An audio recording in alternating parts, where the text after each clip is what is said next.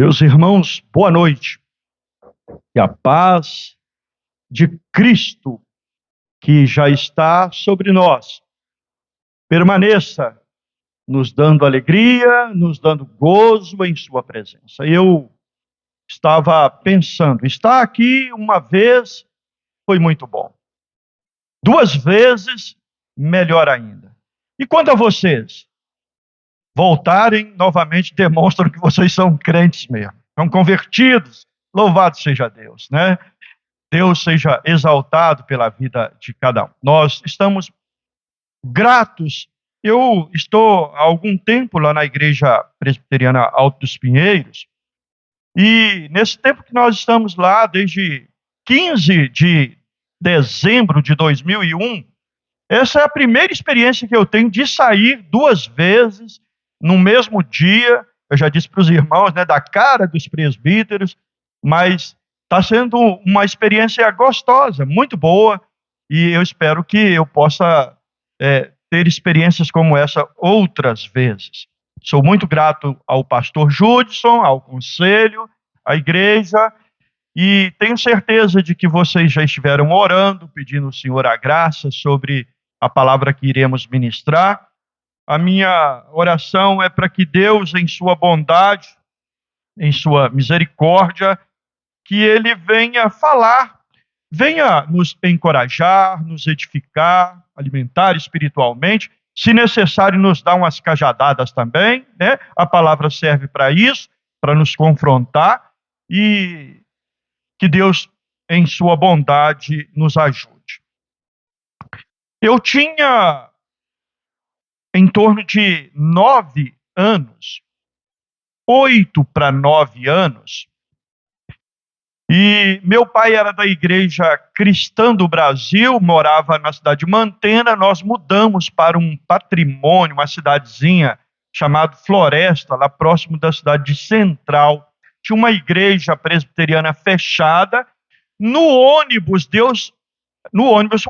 o meu pai fez um compromisso com Deus, porque lá nessa cidade, a cidade de Floresta, patrimônio de Floresta, tinha 2 igrejas, a Igreja Assembleia Batista e uma congregação presbiteriana fechada. E meu pai fez um voto, um compromisso com Deus no ônibus, voltando para casa, que a primeira pessoa que o visitasse, seja da Igreja Batista ou da Assembleia, ele iria para aquela igreja entendendo como fosse da vontade de Deus. E quando ele chega em casa, ele vê um Fusca amarelo parado debaixo de uma mangueira que nós tínhamos lá, e alguém o chamou. E aí, seu Monteiro? Ele olhou, não tinha nenhum amigo com Fusca. Para ter um amigo com Fusca naquela época era complicado, né? Só a gente que tinha dinheiro mesmo, que tinha um carro. E ele, ao chegar, a pessoa se identificou. Eu sou o Oscar e moro em Central de Minas, e nós temos uma congregação aqui fechada, e como o senhor tem uma igreja dentro de casa, nós queremos que o senhor venha abri-la. E lá nós éramos 12 irmãos. Nós queremos que o senhor esteja abrindo essa igreja, e nós contamos com a ajuda do senhor. Na verdade, a congregação, né, foi aberta, a minha família se reuniu, fomos lá e fizemos a limpeza e começamos um trabalho naquela cidade. Hoje tem uma igreja linda lá, construída. Alguns dias atrás eu e mais Eliane passamos lá, tiramos fotos. A pequena congregação, o prédio da pequena congregação ainda está, mas já tem um templo grande. Mas por que eu estou contando tudo isso? Quando eu tinha essa idade de 8 para 9 anos, aí já tinha mais pessoas além da nossa família, e o meu pai era o responsável. Ele falou: olha, domingo que vem, quem vai pregar é o Romildo.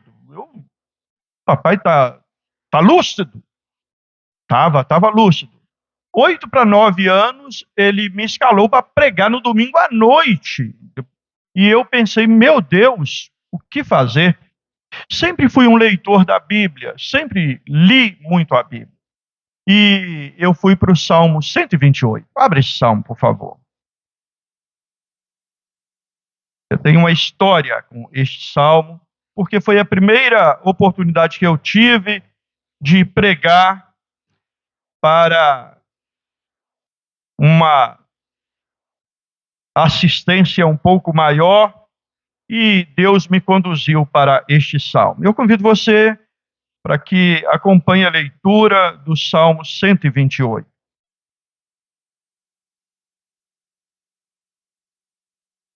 Bem-aventurado aquele que teme ao Senhor e anda nos seus caminhos. Do trabalho de sua mão, de tuas mãos comerás, feliz serás e tudo te irá bem. Tua esposa no interior de tua casa será como videira frutífera, teus filhos como o rebento da oliveira à roda da tua mesa. Eis como será abençoado o homem que teme ao Senhor. O Senhor te abençoe desde Sião, para que vejas a prosperidade de Jerusalém durante os dias de tua vida, veja os filhos de teus filhos, paz sobre Israel. Mais uma vez, Deus, obrigado pela tua graça em permitir que estejamos meditando na tua palavra. Ó Deus, não permita que absolutamente nada dentro de nós ou fora de nós impeça que ouçamos a tua voz, que nenhum ruído interno ou externo venha ser impedimento para ouvirmos o recado do Senhor para a nossa vida. Nós oramos suplicando ao Senhor pela tua igreja, por todos aqueles que estão reunidos nesse momento, que o Espírito bondoso e soberano do Senhor atue sobre nós. Em nome de Cristo nós oramos. Amém. Este salmo, ele faz parte de uma coletânea que nós chamamos de Cântico de Romagem. Começa no Salmo 120 e vai até o Salmo 134. Eu estive pregando na nossa igreja, nós fizemos uma série de sermões sobre os cânticos de romagem. O autor é desconhecido e tudo indica que era alguém que fazia parte da vida comum da nação de Israel, que vivenciava a vida comum de um israelita, de um hebreu na sua época. Este salmo, você o conhece muito bem, ele vai falar das benesses de Deus, o homem que teme o Senhor, ele é bem-aventurado, que Deus abençoa o seu trabalho, que o faz feliz. Fala também de que sua esposa é comparada como uma videira frutífera, seus filhos como o rebento da oliveira, e que esse homem, ele tem em sua casa uma mesa, símbolo de comunhão, de unidade. E o versículo 4 fala: eis como será abençoado o homem que teme ao Senhor. Ele vai falando: o Senhor te abençoe, e vai falando das bênçãos do Senhor. E eu queria, nessa noite, então, tratar com a igreja, e fazendo uma conexão daquilo que me foi proposto, ou me deu como tarefa, né? De que este é o mês para a família, e o tema do mês é de volta às raízes, e o domingo em que nós estamos nele, o tema é casados para a glória de Deus. Nós vamos procurar fazer uma conexão daquilo que foi proposto para nós, mas o nosso tema nesta noite é a família sob a bênção de Deus. A família sob a bênção de Deus. Você, ao ler esse salmo, você percebe claramente, ele nos revela que ele trata-se de uma família que está debaixo da poderosa e abençoadora mão do Altíssimo. E à luz, então, deste salmo, eu quero fazer a seguinte proposição: a família sob a bênção de Deus é composta de um cabeça temente, de membros que têm unidade e que são influentes em seu meio para a glória de Deus. Esse é a nossa proposta nesta noite para a igreja. Nosso primeiro ponto aqui, então. A família, sob a bênção de Deus, tem um cabeça, tem um líder, tem um que governa, e ele governa debaixo do temor a Deus. Versículo 1 e 2. Bem-aventurado aquele que teme o Senhor e anda nos seus caminhos. Do trabalho de tuas mãos comerás, feliz serás, e tudo te irá bem. Nós estamos tratando de poesia hebraica, e aqui nós temos, na verdade, chamamos de poesia sinonínima, onde o autor vai falar uma mesma coisa duas vezes para pontuar, para ressaltar aquilo que ele está dizendo. E quando ele diz, bem-aventurado que teme ao Senhor, ele está dizendo a mesma coisa na linha seguinte, quando ele fala, e anda nos seus caminhos. É impensável alguém que teme ao Senhor e que não anda no caminho do Senhor. Ou o contrário também, alguém que anda no caminho do Senhor e não teme a Deus. As duas coisas, na verdade, estão tratando da verdade que o homem que teme ao Senhor, ele é uma pessoa diferente. Ele tem sob os seus ombros responsabilidades que, na verdade, são enxergadas como bênçãos. São vistas, ele olha para as responsabilidades dadas como uma bênção de Deus, como benesses de Deus. Eu quero colocar algo aqui sobre a questão do temor a Deus. Há muitas explicações sobre a questão do que é temer a Deus. Tem uma definição que eu encontrei, que eu gosto dessa definição, está lá na Bíblia de Estudo de Genebra. Diz assim: temer a Deus é sujeitar-se à sua vontade revelada nas Escrituras, motivado pela convicção de que Deus cumprirá as suas promessas de bênçãos para os fiéis e cumprirá as suas promessas de punição para os infiéis. Vamos melhorar isso aqui? Vamos deixar isso aqui mais entendido? O que é temer a Deus? É você crer na Bíblia. Temer a Deus é você crer que quando você obedece, quando você se submete, Deus te abençoa. Mas quando você deliberadamente resolve desobedecer, Deus também é fiel em te punir, em punir o impenitente, em punir o rebelde, o desobediente. Então, temer a Deus sobre todas as coisas é acreditar que aquilo que a Bíblia diz a respeito de Deus é verdade. E a Bíblia diz que tal pessoa, este homem que teme ao Senhor, que tem este olhar de Deus, que compreende esta realidade sobre Deus, ele é uma pessoa bem-aventurada. Temer a Deus, então, é honrar a Deus, é deleitar-se em Deus, alicerçado num conhecimento bíblico, autêntico, real de Deus.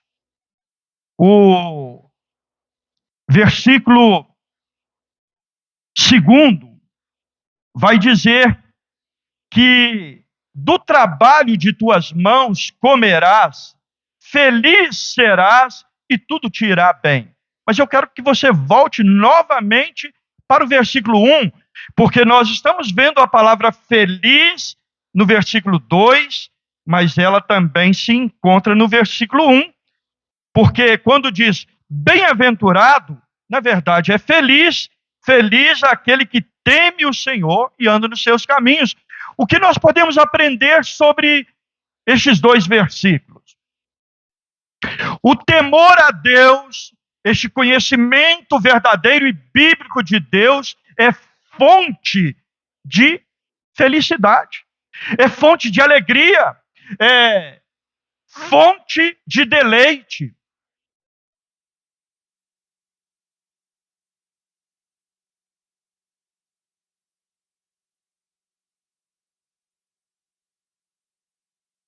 Eu tenho acompanhado uma irmã,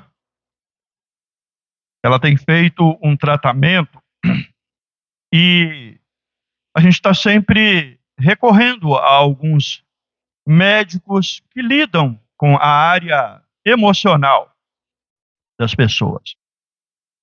Me assusta o número expressivo de adolescentes e jovens buscando auxílio na psiquiatria porque estão acabrunhados, tristes, abatidos, desanimados, alguns atentando contra a própria Bíblia.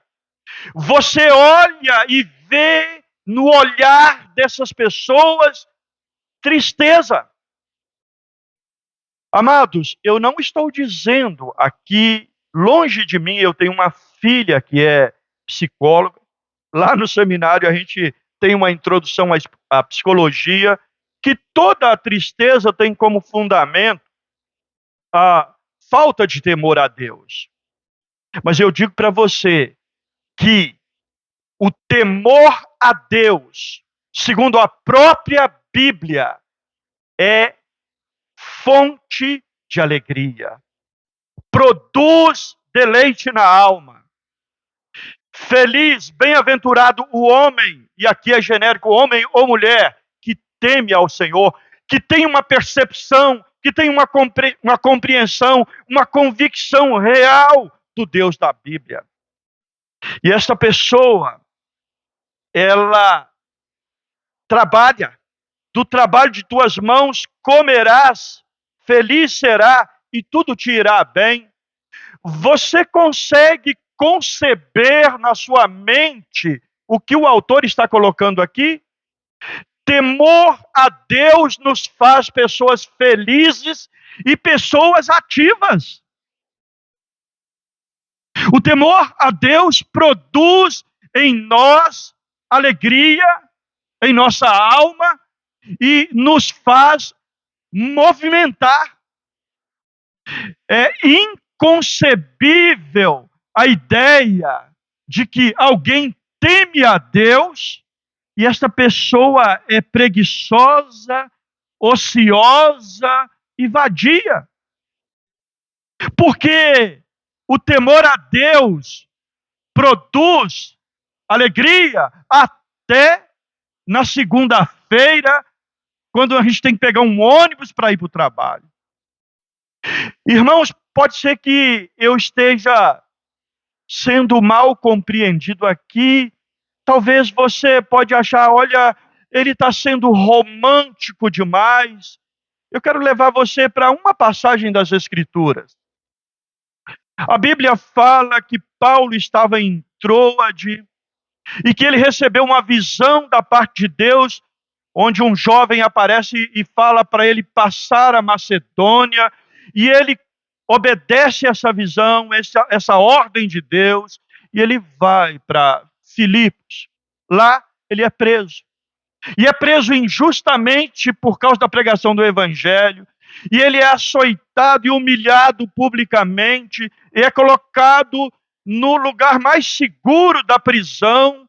E este homem tem tudo para chorar, para murmurar, para ficar acabrunhado, abatido, triste. Mas a Bíblia diz que ele e o seu companheiro, Silas, cantam, se alegram, e você vai ver na vida deste homem, um homem que teme ao Senhor.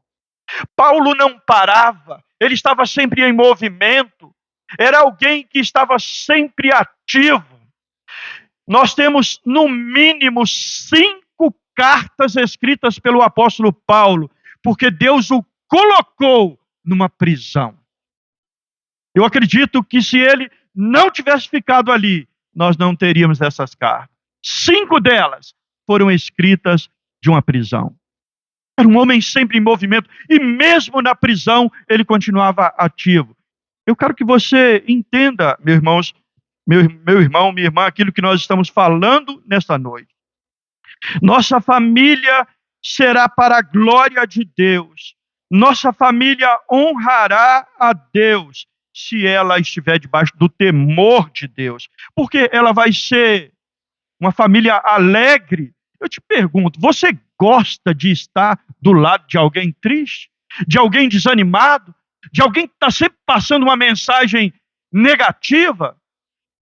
Nós gostamos de ficar perto de pessoas alegres, de pessoas que contagiam-nos com alegria na alma. E esta família, então, que tem um líder temente a Deus, é evidente que é uma família que teme ao Senhor, é uma família, então, que tem alegria no coração, é uma família que está sempre ativa, sempre em movimento, sempre trabalhando. Eu estava conversando hoje com o Flávio. O Flávio está vindo aqui, já é membro da igreja. O Flávio está ali, presbítero Flávio. E ele me disse algo que alegrou meu coração. Eu estou aqui para trabalhar, eu quero trabalhar aqui nesse lugar. É isso mesmo, irmão. A pessoa que está debaixo da bênção de Deus, que teme a Deus, ela quer sempre trabalhar, ela quer sempre estar em movimento, ela está sempre alegre em fazer. É por isso que o Salmo 100 vai dizer para que nós estejamos trabalhando, nós estejamos fazendo a obra do Senhor. E não somente fazendo, mas fazendo com alegria. Deus é glorificado na família que o teme. Deus é honrado na vida daqueles que vê o trabalho como uma bênção e não como um suplício.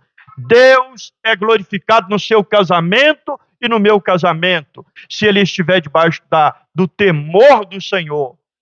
Porque o temor do Senhor vai produzir pessoas alegres e pessoas ativas. Em segundo lugar, a família sob a bênção de Deus tem membros unidos. Versículo 3 e versículo 4. Tua esposa no interior de tua casa será como a videira frutífera, teus filhos como o rebento da oliveira à roda da tua mesa. Eis como será abençoado o homem que teme ao Senhor. Tua esposa no interior da tua casa. Segundo o ensinamento bíblico,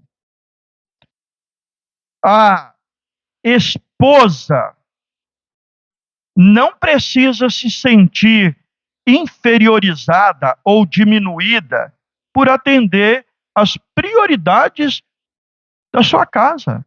Essa mulher, ela está no interior da sua casa. Por que eu estou dizendo isso aqui?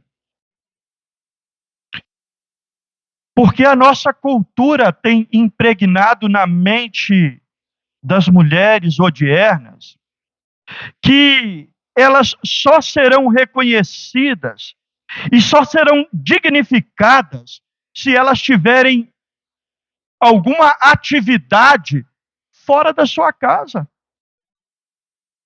Elas só serão relevantes se forem profissionais bem-sucedidas. Só serão proeminentes se forem grandes empreendedoras. Amados, a palavra de Deus atribui dignidade àquela mulher que com amor e excelência cuida dos afazeres da sua casa. Nós não estamos dizendo aqui que a mulher não pode sair para trabalhar. Hoje foi lido lá na nossa igreja, Provérbios 30, onde fala de uma mulher muito ativa, muito dinâmica, uma mulher muito que está sempre em movimento, como nós estamos falando aqui, e esta mulher não se esquece de priorizar, de atender às demandas do interior da sua casa. E quando vai dizer que essa mulher é como videira frutífera, vamos entender algo aqui. Qual é o símbolo de videira para o hebreu, para o judeu? Alegria. Sempre A videira terá este emblema, este significado. Isso aqui é figura de linguagem. É para dizer que a mulher no interior da sua casa é uma alegria. E vai dizer que os filhos são como o rebento da oliveira. Mais uma vez, o salmista vai fazer uso de figura de linguagem para descrever a sublimidade da família que está debaixo da bênção de Deus. Essa família tem um líder que governa debaixo do temor. Essa família tem uma esposa que cuida dos afazeres do interior da sua casa com alegria. Essa família, ela tem filhos que, na verdade, aqui a oliveira, rebento, broto da oliveira, é símbolo de renovo.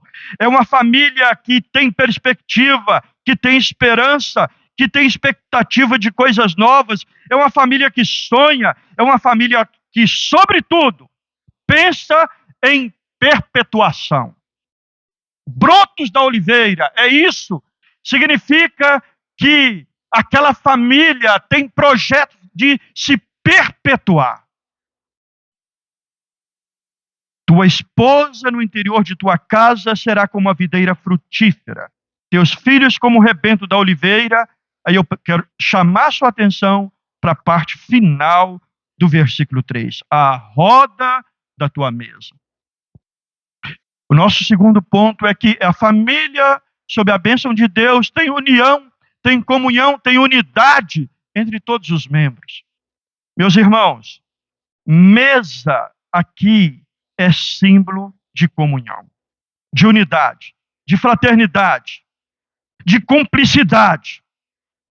A comunhão entre a família glorifica, exalta a família, torna a família digna de honra entre todos, mas, sobretudo, uma família onde os membros são unidos, onde os membros têm comunhão, onde há fraternidade.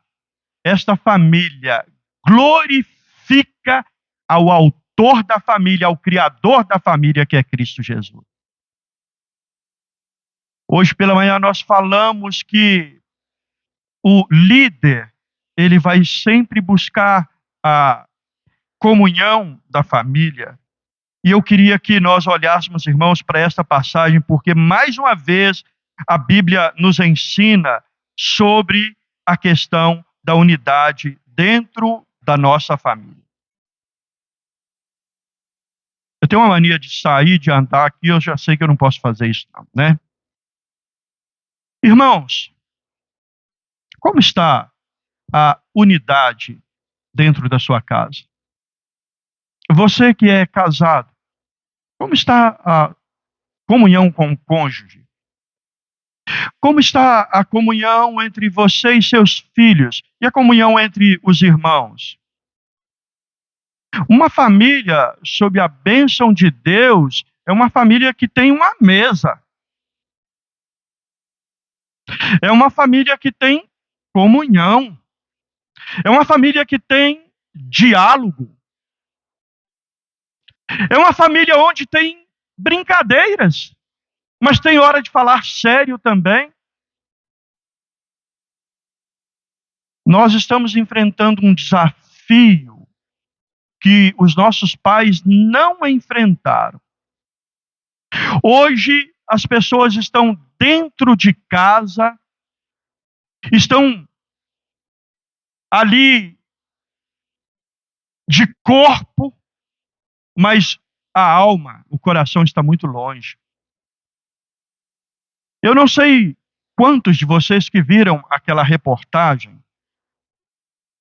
de uma iniciativa do governo italiano, e agora a última informação que eu tive é que também as autoridades espanholas estão aderindo a esta campanha. Há um problema na Europa, que não é um problema só da Europa, é um problema mundial. Mas nós estamos tratando disso aqui porque nós estamos falando de primeiro mundo. As pessoas estão adoentadas porque estão isoladas. Estão vivendo o isolamento. Elas conversam com outras do outro lado do mundo, mas não conversam com o pai, com a mãe, com o cônjuge. Não tem mesa. Não tem diálogo. Amados, eu repito, esse é um desafio para mim e para você. Tem uma pizzaria aqui bem perto de vocês, pizzaria muito boa, e a gente de vez em quando pega e leva a turma depois do culto para essa pizzaria, e às vezes eu fico triste, porque é um momento para comunhão, é um momento para conversa, e boa parte das pessoas, e eu não estou aqui falando somente de jovens e adolescentes, a maioria das pessoas, às vezes, a gente coloca, tem um trabalhão para colocar aquela mesa enorme para todo mundo ficar junto. E as pessoas ficam no celular. Ficam no celular. Não conversam com quem está do lado, não conversam com quem está à sua frente. Amados, pessoas abençoadas por Deus, famílias abençoadas por Deus, igreja abençoada por Deus, tem mesa, tem comunhão, tem unidade. Eu não consigo também imaginar alguém que é abençoado por Deus e que não promove a glória de Deus por meio da unidade. Isso é impensável, é um absurdo, é um disparate. E a pergunta que eu faço nesta noite, meus irmãos, o que eu e você temos feito para promover a mesa? O que eu e você temos feito para promover a unidade, a comunhão dentro da nossa família? O que eu e você temos feito para promover a comunhão, para promover a mesa na nossa igreja?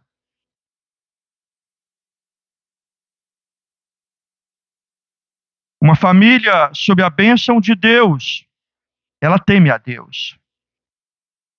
E essa família que teme a Deus é uma família alegre, uma família ativa, e é uma família que está unida. Mas em terceiro lugar, a família sob a bênção de Deus influencia o seu meio. Versículo 5 e versículo 6. Quem está com a Bíblia aberta aí? Leia para mim enquanto eu tomo a minha água. Versículo 5 e versículo 6, por favor.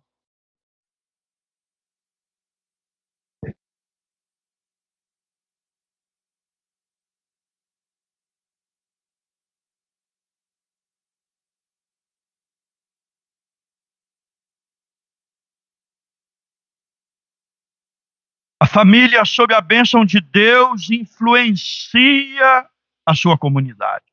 Você percebe que começa com um líder, vem para a família, e aqui a coisa já se torna mais abrangente, mais extensiva, é para toda a Jerusalém, é para toda a Sião. Amados, o Senhor te abençoe desde Sião. Aqui nós podemos ter uma compreensão dupla dessa primeira parte. É Deus nos abençoando desde do seu lugar na Sião celestial, ou uma referência, nós podemos entender isso aqui como literal, Deus abençoando as famílias, abençoando as pessoas, a partir de Jerusalém, porque ali estava o templo. Ali estavam pessoas que ministravam em nome do Senhor. Mas o texto está dizendo, o Senhor te abençoe desde Sião, para que vejas a prosperidade de Jerusalém durante os dias da tua vida. Oh, meus irmãos, você crê nisso? Você tem orado por isso? Você acredita que você ainda pode, que você ainda possa ver Belo Horizonte próspera? Você tem orado por isso? Você tem influenciado a sua comunidade? Você tem influenciado a sua vizinhança, no seu temor a Deus, na sua alegria, nas suas atividades, na sua comunhão familiar. Você tem abençoado o seu bairro, você tem abençoado a sua cidade. Amados, aqueles que vivem sob a bênção do Altíssimo devem se envolver nos interesses da sua família. E também devem se envolver nos interesses da cidade, da comunidade. A família sob a bênção de Deus jamais será alienada, indiferente, insensível aos problemas e negócios da sua comunidade. O profeta Jeremias, escrevendo àqueles que foram levados cativos para a Babilônia, ele vai dizer o seguinte: procurai a paz da cidade para onde vos desterrei, e orai por ela ao Senhor, porque na sua paz vós tereis paz. O que Jeremias está dizendo aqui? O que o profeta de Deus, o que a boca do Espírito está falando por intermédio de Jeremias, é que o povo de Deus, onde ele está plantado, ele ajuda no governo da sua cidade. E como ele faz isso? Principalmente orando. Orando pelo bem-estar, orando pela prosperidade, orando pela paz da sua cidade, porque a prosperidade e a paz, a justiça da sua cidade acaba sendo sua também. Há uma pergunta aqui para você, não é para sua esposa, para o seu filho, é para você e para mim. Você tem sido influente na sua cidade? Você tem influenciado? Você tem participado do governo de Belo Horizonte? Você tem orado pelo nosso prefeito? Você tem orado pelos nossos vereadores? Você tem orado pelos magistrados, pelas autoridades militares, não somente de Belo Horizonte, mas do Brasil, do mundo? Que privilégio eu e você temos, irmãos, porque nós podemos orar pela nossa cidade, participar do governo. Nós, na verdade, podemos influenciar a nossa comunidade. A família, sob a bênção de Deus, deve se importar com os seus próprios problemas, mas deve se importar também com as dificuldades da sua cidade. Deve se importar com o seu bem-estar, mas deve se importar também com o bem-estar da sua comunidade. O versículo 5 diz assim: o Senhor te abençoe desde Sião. O Senhor te abençoe desde a Sião celestial. Porque hoje, nós como igreja, bem sabemos que Jesus está nos aguardando na Sião celestial. E eu quero somente citar rapidamente aqui como isso é verdade. Como nós podemos ser um canal de bênção para a nossa comunidade?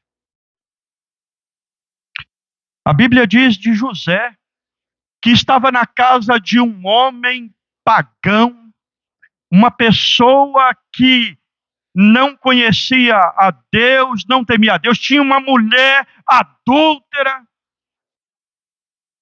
promíscua. As Santas Escrituras nos diz que José foi um canal que Deus usou para abençoar aquela família. Potifar prosperou. Potifar conheceu um momento de paz. Potifar não se preocupava com nada, porque tinha um homem que temia a Deus governando a sua casa. Amados, esse ponto é muito importante. Eu e você precisamos influenciar a nossa cidade, nos envolvendo com as questões sociais, políticas, culturais e principalmente com a questão espiritual. Você tem orado pela paz da nossa região? Percebemos que as drogas, o alcoolismo, cresce assustadoramente. A nossa geração parece que vomita imoralidade, vomita sexualidade. E eu e você, o que temos feito? Isso tem nos incomodado? Nós temos orado por isso? Que tipo de cidade eu e você deixaremos para os nossos filhos? Eu quero aqui confessar uma burrice publicamente. Eu estou numa mesma igreja desde dia 15 de dezembro de 2001. Eu comecei a orar pelas questões da minha cidade, do meu país, a partir de 2018. Eu orava esporadicamente. Eu ouvi pessoas dizendo que política, futebol e religião nós não devemos ficar discutindo. Que mentira, que disparate, que absurdo.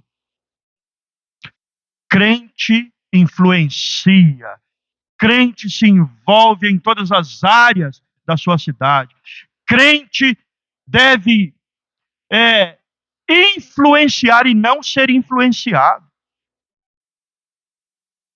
O texto que nós acabamos de ler, irmãos, ele vai dizer: o Senhor te abençoe desde Sião, para que veja a prosperidade de Jerusalém durante os dias da tua vida. Não está falando de algo escatológico. Alguém poderia dizer assim: não, quando Jesus voltar, eu vou poder ver um pouco mais de prosperidade. Parece que tem gente que pensa o seguinte: quanto pior, melhor. Não é essa a visão bíblica. Eu e você não podemos, de maneira nenhuma, permitir que essa ideia grace em nosso coração. Nós precisamos de orar e falar: Deus, deixa que eu experimente ainda um tempo de paz na minha cidade, no meu bairro, junto à minha vizinhança, no meu país. Deixa que eu experimente um tempo de prosperidade espiritual na minha geração. Esse é o nosso dever. E o texto vai concluir: para que veja a prosperidade de Jerusalém durante os dias da tua vida, vejas os filhos de teus filhos, paz sobre Israel. Eu já estou vendo filhos dos meus filhos, minhas netas estão ali, mas eu ainda quero ver bisnetos. E eu quero ver e quero que Deus, em sua graça, nos dê uma cidade melhor para eles viverem. Encerrando a nossa meditação nessa noite. De volta às raízes. De volta às raízes. De volta à Bíblia. Eu e você precisamos voltar para a Bíblia. Nós precisamos conhecer as Sagradas Escrituras. Casados para a glória de Deus. A nossa família será para a glória de Deus, se ela estiver debaixo do temor a Deus. A nossa família exaltará a Deus se tivermos unidade entre nós. A nossa família honrará a Cristo se nós influenciarmos a nossa cidade. Que Deus, em sua graça, aplique essa palavra ao nosso coração. Eu quero terminar lendo o que Jesus, na sua oração sacerdotal, falou com o Pai. Ele vai dizer assim, em João 17, de 15 a 17: não peço que os tire do mundo, e sim que os guarde do mal. Eles não são do mundo, como também eu não sou. Santifica-os na verdade. A tua palavra é a verdade. Essa é a palavra de Jesus para você e para mim. Enquanto estivermos aqui, eu e você devemos buscar a santificação. Nós devemos influenciar pela palavra de Deus.